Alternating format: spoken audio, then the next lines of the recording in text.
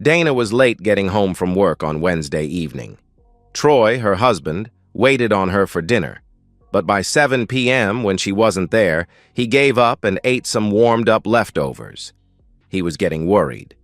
Troy had called her cell phone a few times and texted her, but she didn't answer. He tried to call her office, but since it was past 5 o'clock, the call went straight to their after-hours answering service. This behavior was not like Dana's. If she ever had to be late, she always let him know in advance, and she never failed to respond to calls or text messages. Something must be wrong. By 8 p.m., he was really growing concerned, so he climbed into his pickup and drove the 10 minutes to her office. Dana was the HR manager for a small consulting firm and worked at their corporate headquarters in a small office park in Plano, Texas. The parking lot was practically empty. There were almost always 1 or 2 cars in the lot, but Dana's car was not in her assigned spot. He tried calling her again, just in case she had gotten home while he was looking for her, but the call went directly to voicemail. That usually indicated that either her battery was dead or she had turned the phone off. He started to head back home, but on a wild hunch decided to drive down the street to a nearby dining and entertainment complex. It was not uncommon for her co-workers to head over to one of the numerous bars for drinks after work. It was now almost 9 p.m. as he drove around inside the parking garage. There were hundreds of places to park, so he wasn't very optimistic that he would find her. But as Troy reached the 3rd floor, he saw Dana's car with its distinctive custom plate that read, BMW Girls. He pulled into an empty spot nearby and checked her car out. Nothing seemed out of place. She had taken her purse and cell phone, so that was at least a little reassuring. He looked around, wondering where she might be. Troy walked to the nearest staircase and went down to the ground floor. Surveying the area, he realized Dana could be in any of the 20 or 30 restaurants or bars in the massive complex. However, the fact that she was parked this far to one end of the garage hinted that she might be at one of 2 places that were down at this end, away from the main section. He noted mentally, with growing unease, that this was also adjacent to the Marriott Hotel. He checked the little Italian bistro first, but Dana was not there. He cut through an alleyway and turned down the side street where he remembered there was a dimly lit Irish pub. In fact, it was Dana who had pointed the pub out to him a few months ago when they were in the area for dinner. He crossed the street to approach the bar from the side to avoid being seen. The entire front of the pub was open to the street, with a couple of tables on the sidewalk. Loud music and laughter filled the air. It sounded like a party was going on inside. Troy knew the place got rowdy when the Premier League was active and during NFL games, but nothing was going on sports-wise to justify a crowd, so something else had to be happening. As he peered inside, he could see a large party taking place. Balloons and streamers decorated the interior in festive colors. A large banner hung across that bar that proclaimed, "Happy Retirement." There had to be 40 or 50 people there, all laughing, joking, and drinking heavily. It would seem that someone from Dana's company was retiring. Troy wondered why Dana hadn't mentioned the party to him. It was a simple thing. He assumed she must have been busy planning and organizing it, and it slipped her mind to let him know. He felt relief, knowing she was safe, and was about to head back home when the crowd inside began chanting, "Speech! Speech! Speech!" He was curious to see who the party was for, so he hesitated and watched. That's when he first saw his wife. She looked happy, blissfully so, and drunk. She was standing near the front of the bar, facing the crowd and waving at them. Everyone quieted down, and Dana began to speak. "Thank you all so much for this party," she said, appearing to fight back tears. "I will miss you all terribly." What in the world is she talking about, Troy wondered. "The last 8 years working with you all have been wonderful," Dana continued. "But now it is time for me to enjoy my life for a change. I'll send you postcards from southern France once I get settled. You're all welcome to join us there anytime." Southern France? Us? Troy was dumbfounded. He felt a sickness in the pit of his stomach. He and Dana had always talked of one day retiring to the south of France, and here she was going there with someone else. "One last thing," Dana said, pausing to make sure everyone was paying close attention. She grabbed the hem of her sweater and lifted it in a bold, impulsive gesture, drawing gasps and laughter from the crowd as she revealed more than anyone expected. Everyone cheered wildly. She covered herself again, blushing beet red, then added, "Goodness, I've wanted to do that for 8 years. I'm no longer the HR manager, so I can do what I want." She turned to the man standing beside her, gently took his face in her hands, and kissed him deeply, holding it for what felt like forever as her co-workers erupted in cheers. The man was Dana's boss, Mitchell Fields, CEO, president, and recently divorced millionaire. It all came crystal clear to Troy at that moment. He turned and walked away, retrieved his car, and drove home. On the way, he called their 20-year-old daughter, Michelle, who was a junior at SMU. She answered right away. "Hi, Daddy," she said. "How are you?" "Did you know?" he asked. There was a pause. Michelle and Dana were closer than mother and daughter. They were best friends who spent much of their spare time together, shopping, going on spa retreats, and being each other's closest confidant. "Did I know what?" came Michelle's nervous response.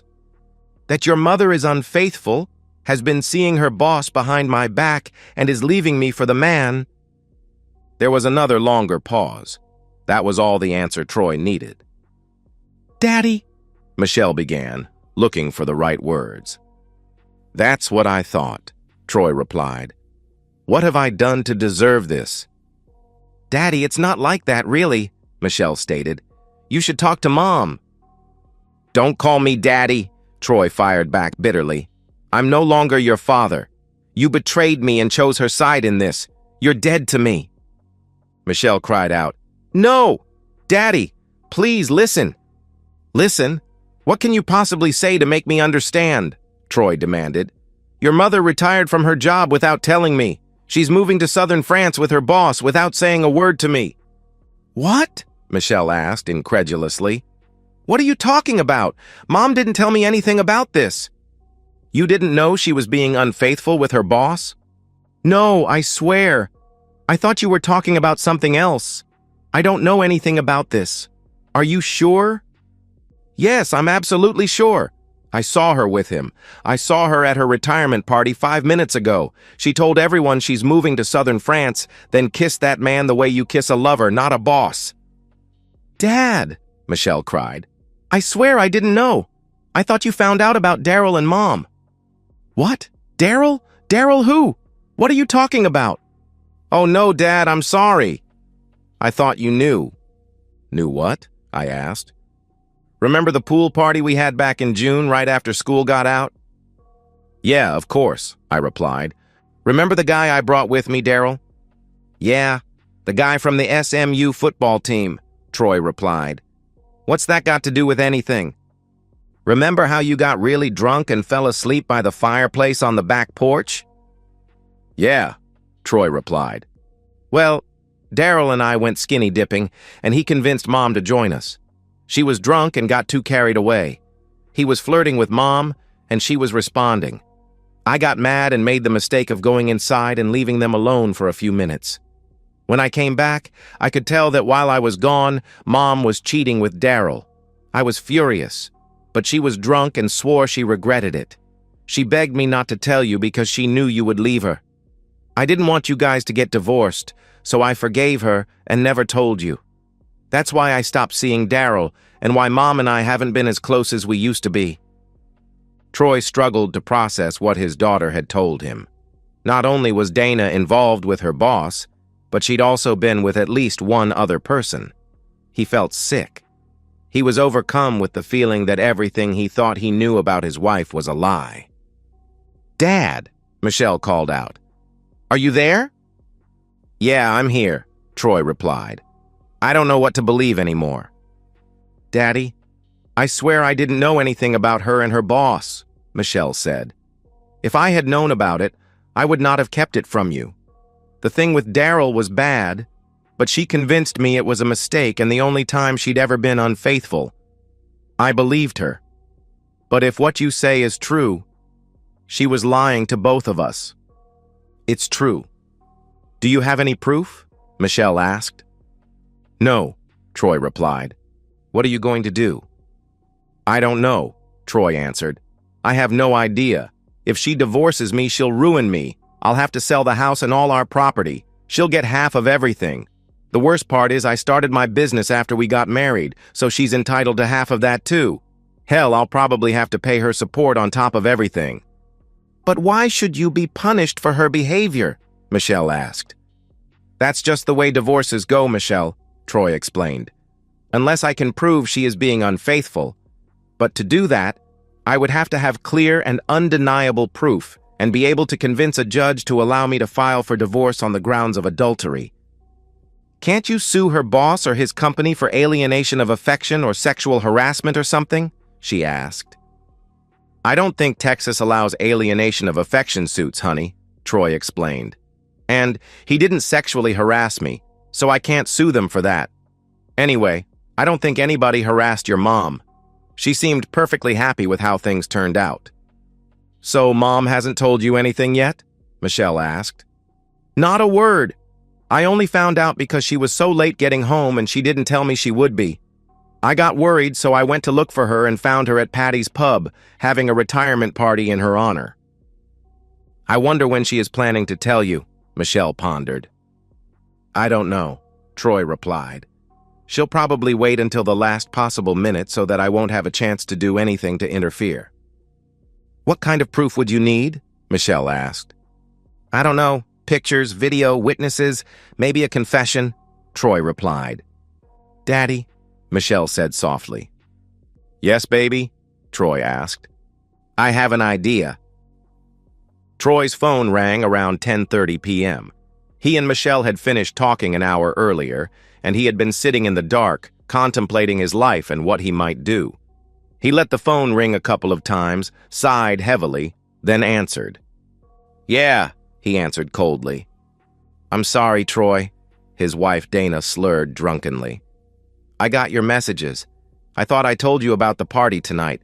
I've been so busy getting it set up, I guess I forgot. Party? Troy asked, playing dumb. I wasn't sure if you were alive or dead in a ditch somewhere. Oh, baby, I'm sorry, Dana replied. Were you that worried? How can she call me baby and act so innocent? Troy wondered. Well, you always call or text if you're going to be late, he explained. So, yeah, I was worried. I called and called, but you didn't answer. Why not? My battery died, Dana rationalized, and I guess I was having so much fun that I didn't notice. I thought you knew I was okay, so I didn't worry about letting you know. I only noticed the phone was dead when the party ended, and I was getting ready to leave. I had to put it on the charger to see your messages. Troy noticed the line was free from background noise and suspected she wasn't at the bar any longer. So, where are you now? He asked. Well, don't be mad, but I think I drank too much to drive home safely, she answered nervously. So, some of us got rooms at the Marriott and are going to stay here. Everyone wants to party more at the bar and then crash after. That's ridiculous, Troy barked. Take an Uber, leave the car. We can pick it up tomorrow. We live 10 minutes away. There's no need to stay in a hotel. Sorry, honey, she replied. I already checked in. You know Angie, who works with me? She didn't want to stay alone, so I'm sharing a room with her. Troy was furious because he suspected she wouldn't be spending the night with Angie. He also doubted she'd be getting much sleep. I'll come get you, he fired back. Get me? No, Dana replied. There's no need, I'll just stay here.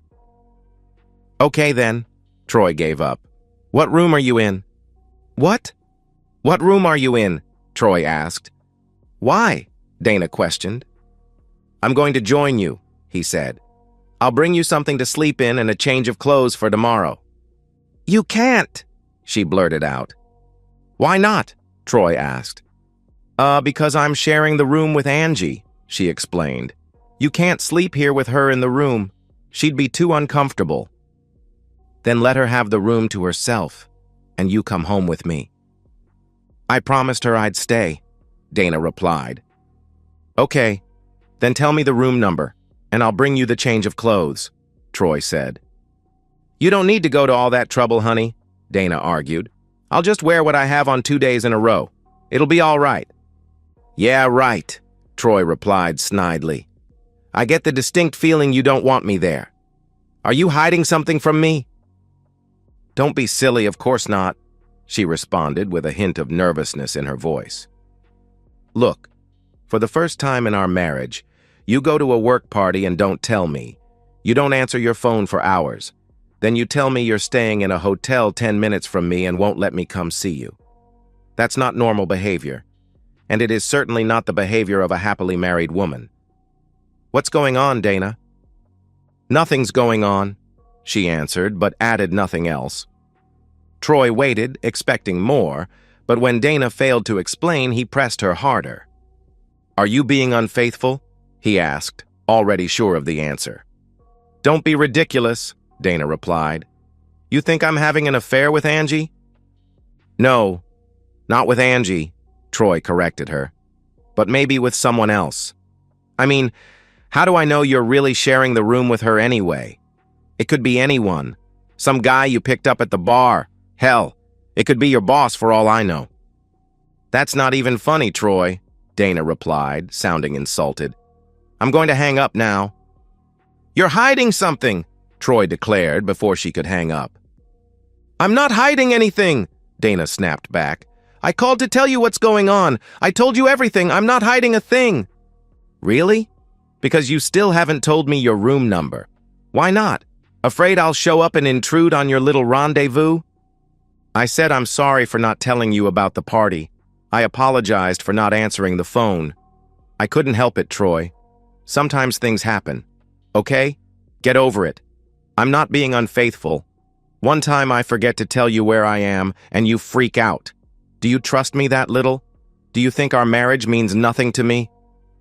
You're trying to deflect this on me, Dana, Troy told her. It isn't working. I didn't do anything wrong. You did. Don't act like a martyr. See, Dana exploded. This is exactly the kind of behavior that drives me nuts. You're so controlling and paranoid that you're smothering me. Smothering me, I tell you. I can't take it anymore. I need some time for me. You know, the one thing I've always told you I wouldn't tolerate in our marriage is unfaithfulness, Troy stated directly. I know. You've told me 1,000 times. It's just a stupid party. I'm drunk and I'm sleeping here. I'm not being unfaithful, but I'm not going to fight with you about it. They're waiting on me in the bar. Good night, Troy. Dana, he called out, but she hung up. Unfaithful woman. Troy stared at his phone, glowing in the darkness until the screen went blank, killing the only source of light. Dana set the phone down on the dresser in her hotel room and made sure it was still plugged into the charger. Her hands were shaking. She had just openly lied to her husband, and the adrenaline was still pumping in her system. I made a mistake, Dana thought. I should have told him about the party and just played it off. Now he suspects me of being unfaithful. Darn. She wasn't ready to reveal the truth to Troy. Her salary would continue for another 30 days, so she had at least that long before he would notice the loss of deposits in their joint checking account. Her plans were already made and put in place, and she didn't want anything to interfere with them. If Troy caught on too soon, he could create a lot of difficulties for her. She needed him in the dark until the last minute. Is it worth it? Is it worth the risk? With a heavy sigh, Dana unplugged her phone and spoke to the person behind her. I'm going home. My husband is freaking out, and I don't want him to get all worked up. I'm sorry. She grabbed her purse and quickly left the hotel room before she changed her mind. She wasn't as drunk now as she had been an hour earlier and decided to retrieve her car and drive home. 15 minutes later, she arrived home, only to find the garage empty. Where is Troy? Dana wondered. She dialed his phone, and he answered right away. What do you want? Troy asked. "Where are you?" Dana asked immediately. "Why do you care?" "Of course I care. I realized you were right, and I came home." "Where are you?" "Pulling in the driveway," he explained. "I went to find you, but your car was gone." He didn't tell her how he knew where it was. "So I came back home. You just beat me here." The garage door opened, and he pulled his truck inside. Dana was waiting for him, hands on her hips, when he walked into the kitchen. He held up his hands, trying to ward off the fight that he knew was coming. "Look, it's late," was all he got out before she threw herself at him, kissing him and hugging him. He tried not to respond, but he loved Dana terribly and couldn't help himself. He was upset, but part of him wanted to show her he was her man. It was something primal, a protective instinct. He kissed her back and embraced her. As they embraced, Troy, body relaxing, nearly cried against his wife's chest. How could she be unfaithful? Troy thought. If I lose her, I lose everything. Dana snuggled against Troy warmly. It had been weeks since they'd had a close moment. She took Troy's hand and led him toward the bedroom.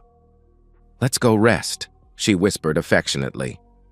Troy didn't want to give in, but he loved her dearly. He resolved that tonight would be the last time for them to be close, and if it was to be the last time, he would make it memorable. He wanted her to remember this night, and hopefully, she would remember how much she loved him. Michelle called on Friday to confirm her plan with Troy. She was confident she could get her mother to confess the truth to her. She would record the conversation and give it to her father as proof, along with her testimony against her mother.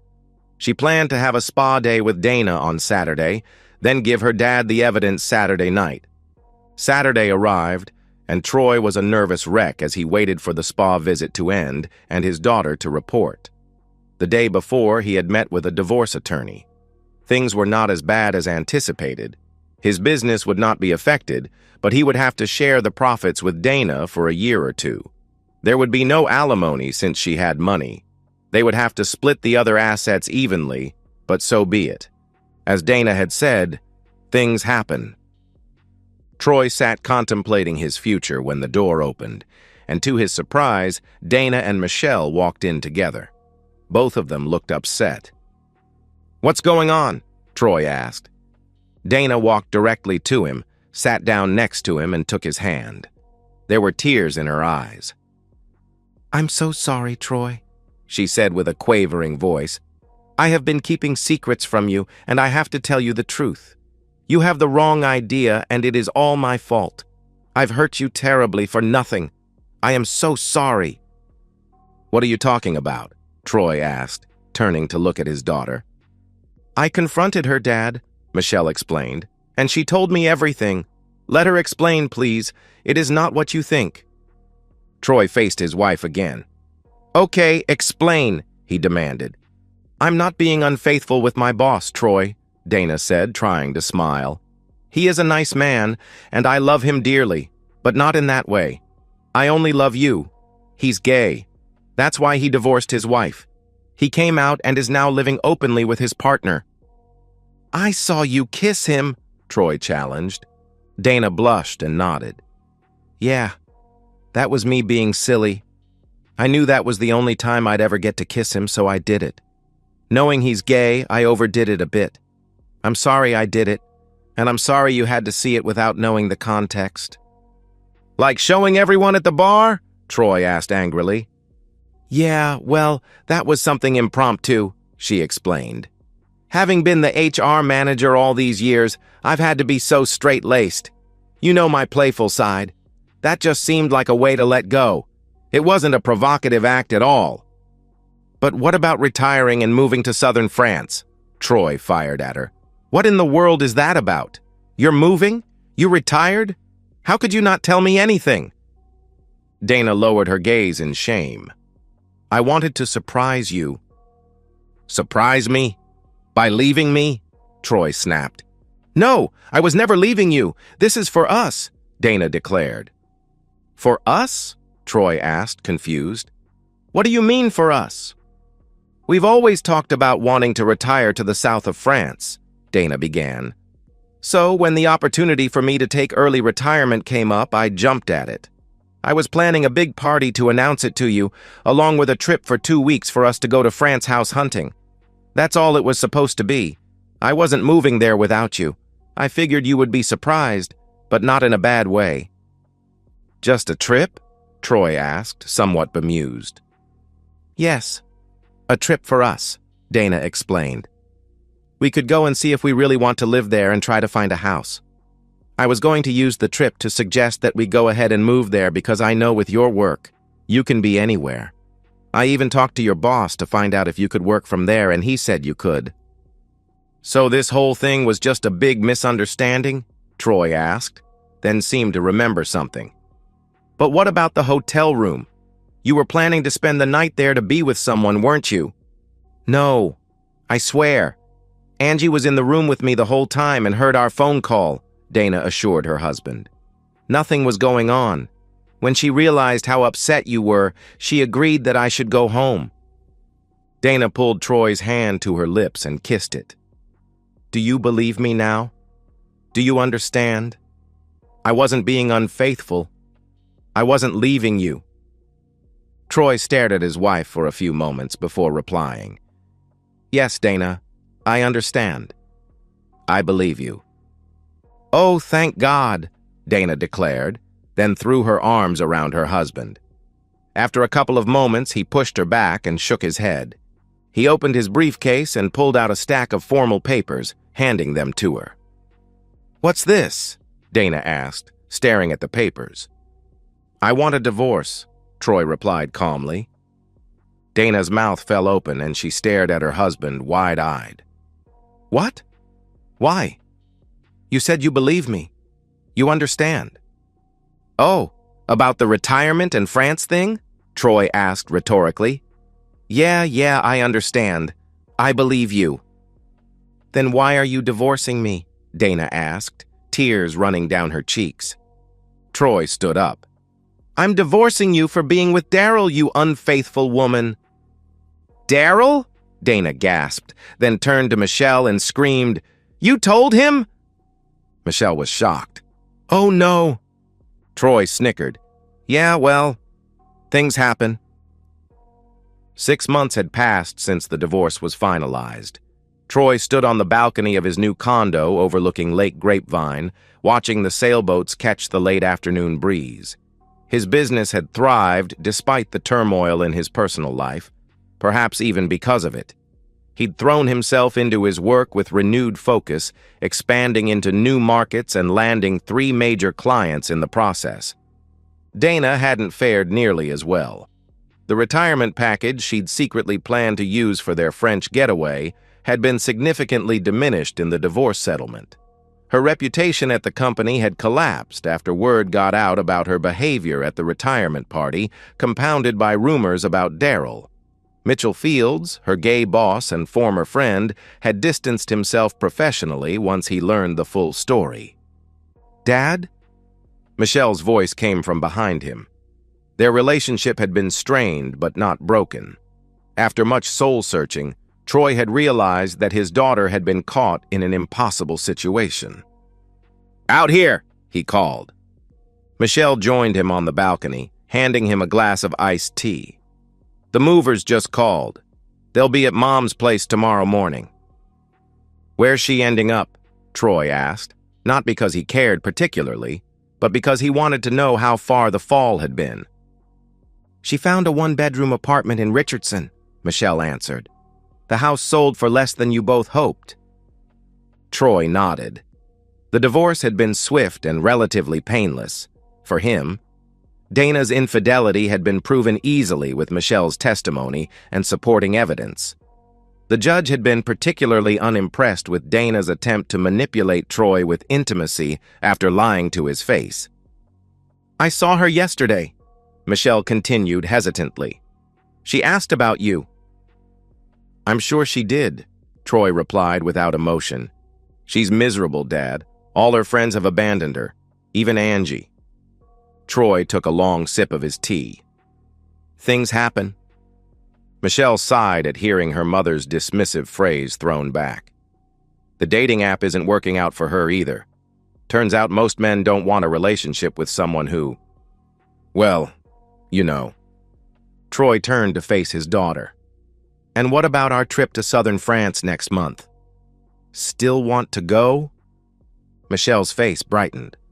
Of course. I can't believe we're actually doing it. Just a vacation, Troy clarified. 2 weeks to see if we like it. Maybe look at a cottage by the Mediterranean. Mom always talked about retiring there, Michelle said, immediately regretting her words. Yes, she did, Troy acknowledged, his voice steady. But some dreams belong to the person who actually deserves them. As the sun dipped below the horizon, casting golden light across the lake, Troy felt a sense of peace he hadn't experienced in years. He'd survived betrayal, heartbreak, and the dismantling of the life he thought he'd built. Now he was reconstructing something better, something authentic, one decision at a time. Behind him, his phone buzzed with a text. It was from Angela, his real estate agent who'd helped him sell the house, and who'd accepted his dinner invitation for Saturday night. He smiled as he read her message. Life, Troy reflected, had a way of giving second chances to those who stood firm in their dignity when others showed none. And that's the end of today's story. If you enjoyed it, please give this video a thumbs up and drop a comment below. Your support helps the algorithm push my content further. If you're new to the channel, don't forget to hit that subscribe button. It really helps me keep creating more stories for you. Thanks for watching, and I'll see you in the next one.